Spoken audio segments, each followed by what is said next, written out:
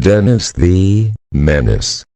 This happened to me and my 3 roommates about 4 to 5 years back when we were in college. My roommates and I lived on campus in a brand new building that was just opened less than a year ago at the time of the story. Our apartment was a suite containing 2 bedrooms with 2 beds each and 2 bathrooms connected by a kitchen and living area in the middle. I moved into the apartment in the middle of the spring semester after a falling out with the previous roommate in another building. Shortly after I moved in, my new roommates sat with me in the living area and told me about a poltergeist that they had dubbed Dennis. Dennis moves things remotely but had never, at that point, caused serious harm. I thought it was a little scary at first, but incredibly, I found myself getting used to it. Occasionally, I'd see something small like a cup sliding across the counter, or a bottle of ketchup tipping over, or even a chair sliding out from under the table. But there wasn't anything too major. That is, until the end of the second semester when it seemed Dennis was becoming more and more active, and that it was targeting one of my roommates. One evening, close to finals week, I came home to my roommate, see from here on, pale and shivering next to the stove. See, Dennis just tried to kill me. She was rather short, so she often needed help to get things from the high shelves and cupboards in the kitchen. Whenever I was around, I'd help her because I'm pretty tall and I understand it applied to the vertically challenged, but she was alone this time. See, I tried to get some sauce, pointing at a cupboard above the stove, so I grabbed a chair to climb on when suddenly, I felt the chair move underneath my feet. She spoke quickly and breathlessly, so I moved her to a seated position on the chair and tried to calm her down.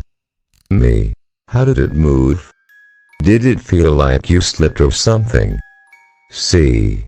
No. It felt like it was being pushed. It moved way faster than if I'd slipped. I was lucky enough to jump down before it started moving too fast.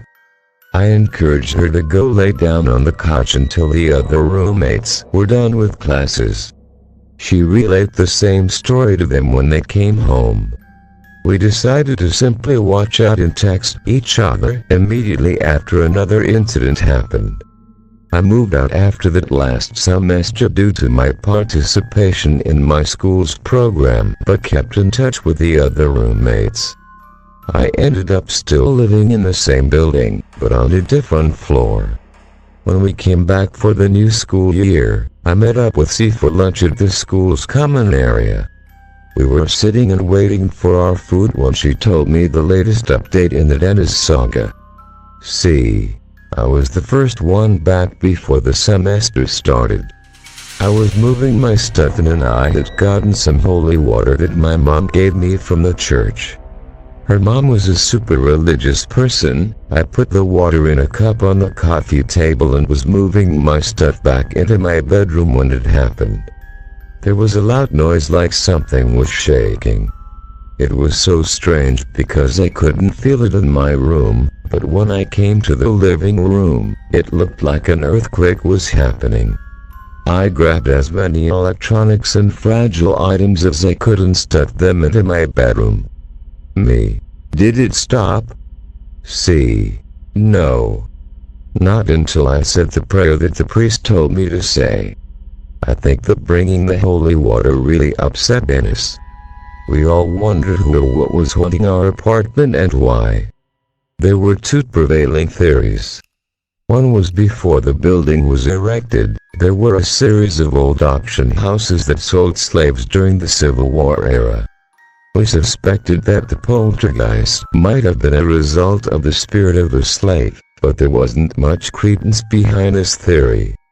The second theory was one that I personally believed due to the fact that plenty of other school buildings around us were haunted in the same way. My school consisted of 2 campuses, the medical school campus and the general education campus. However, The medical school campus was much older than the general campus and used to be surrounded by hospitals run by the university. Less than 1 block away from where my apartment now stands was an old mental institution. That building was turned into housing for the honors college students. One of my friends who lived there described a similar, though slightly more intense, haunting as the one that happened to my roommates and me. We learned later that most of the buildings on the block were used as part of the mental institution. Things seemed to calm down after that incident, and C kept the holy water around just in case. We never knew for sure what happened to Dennis, but he really was a menace.